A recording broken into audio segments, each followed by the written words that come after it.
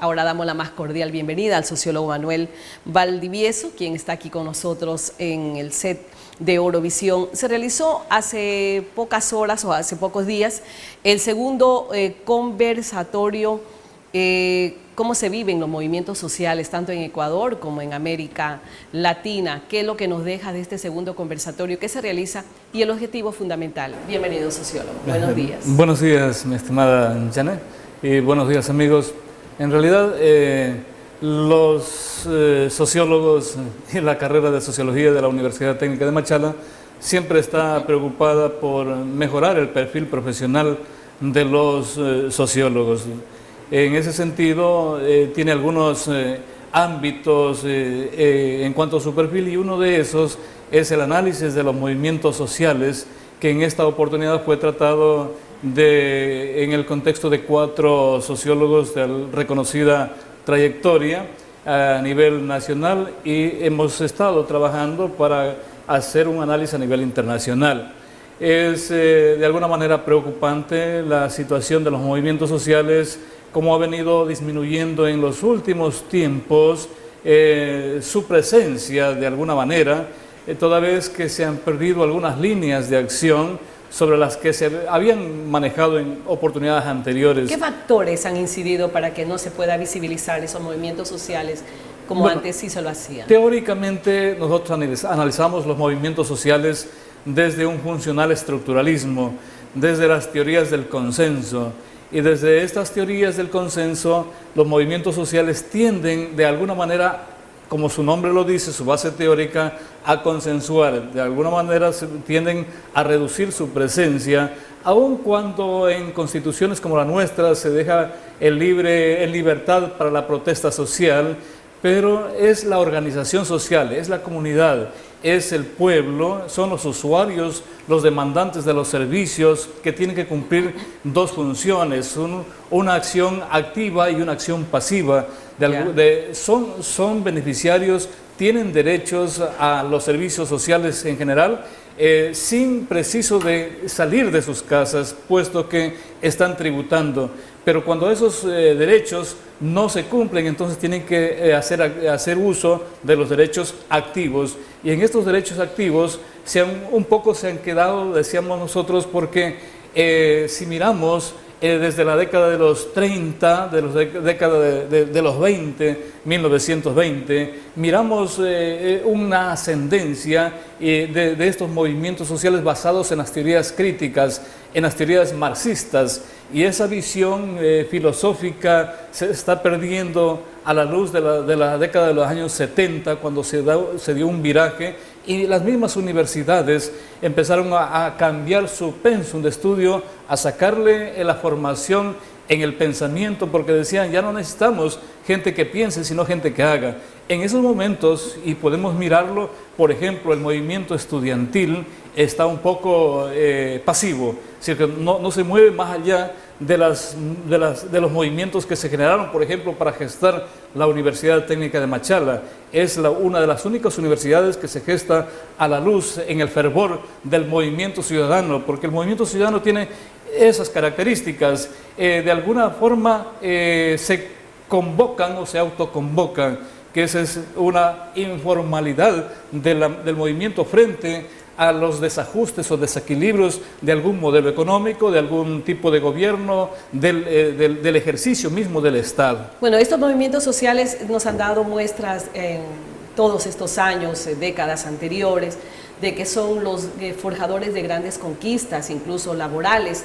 El hecho de que en la ley ya no se permita la asociatividad, hablemos de gremios de profesionales, hablemos de asociaciones, esto de alguna manera no es que ha dejado sin ese accionar aquellos movimientos sociales que antes veíamos a los transportistas, veíamos a los maestros, que hacían cosas positivas y también cosas negativas, como por ejemplo paralizar un país. Se paralizaba el transporte, se paralizaba el Ecuador, claro, para poder lograr grandes conquistas. ¿Cómo podemos lograr ese equilibrio para que estos movimientos sociales sigan activos, pero que también no sean dañinos también al desarrollo de un país? Claro, de alguna forma diríamos que no es que está prohibido la asociación la organización social. E inclusive la Constitución permite la movilidad, la movilización social. Sin embargo, permite inclusive el derecho a la huelga. Sin embargo, prohíbe que éstas se realicen en horas que afectan la jornada laboral. Entonces, y algunas otras situaciones que cooptan la trascendencia del movimiento. No es que el movimiento está definitivamente extinguido, siempre se ha levantado en función de la protesta contra el gobernante. Por ejemplo, así sucedió en el tiempo de Lucio Gutiérrez, en el tiempo de Abdalá Bucaram, en el tiempo de Yamil, ¿cierto? Ahí miramos la fuerza, pero también debemos considerar algunas cuestiones muy ciertas. Cuando se critica la teoría marxista, cuando se critica las teorías críticas, aparecen otros pensadores como Gaetano Mosca, por ejemplo, algunos italianos que dicen, no, el movimiento social sí es verdad que está presente, sin embargo, los que promueven los cambios no son los movimientos sociales, son utilizados estos movimientos sociales porque son las élites que tienen el poder, tienen el control de los medios de producción, y son los que toman las decisiones. ¿cierto? Y que toman en última instancia las decisiones y son los que aprovechan ¿Usted la considera movilidad social. que se le está quitando la participación ciudadana en las decisiones, hablemos de los gobiernos seccionales, provinciales, el gobierno nacional?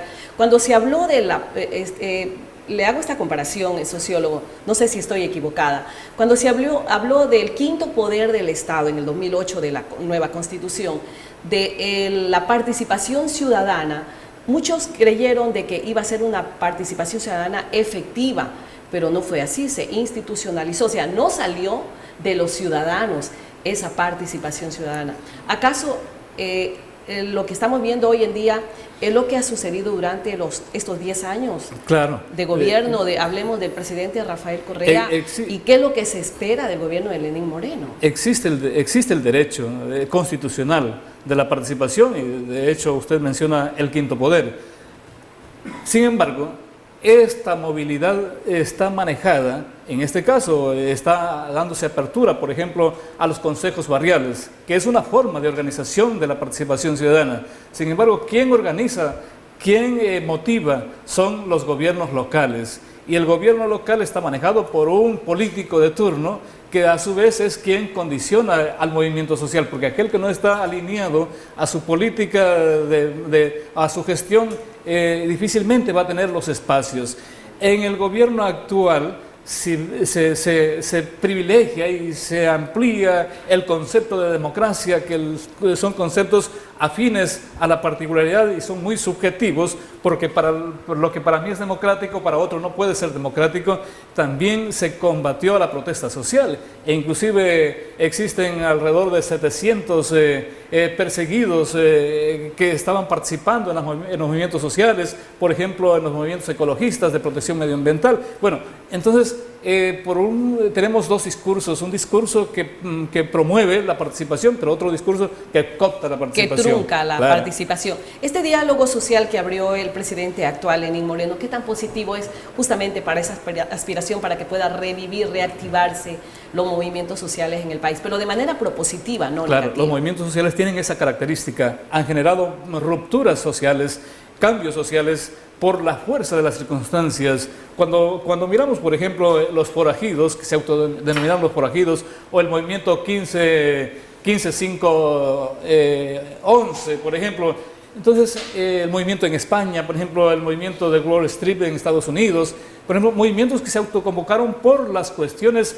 económicas, ¿cierto? Por las transnacionales, por el desempleo, por la pobreza, se autoconvocan. Entonces, en este momento en el Ecuador estamos en un escenario donde el gobierno, bajo esta teoría muy clara del consenso, del funcional estructuralismo, está llamando a los diálogos, más bien está evitando desde otra estrategia de que los ciudadanos se vayan a movilizar en contra, a lo mejor, de sus acciones, de sus políticas y todo lo que tiene que ver con su gestión de gobierno. Bueno, hay mucho que hablar sobre este tema. Yo creo que no hemos dicho absolutamente nada de lo que se podría hablar, tanto qué diferencias podemos marcar entre el socialismo y el socialismo que se ha vivido en la región y el comunismo también que en Cuba, en Rusia, bueno, cuáles son las diferencias marcadas y a qué nos estamos enfrentando hoy en día. Sociólogo, en una próxima oportunidad vamos Gracias a a usted. dialogando con usted y aspiramos que estos movimientos sociales se reactiven de manera positiva en beneficio de los ecuatorianos y que su participación sea ya responsable y directa en las decisiones que tome el Estado ecuatoriano.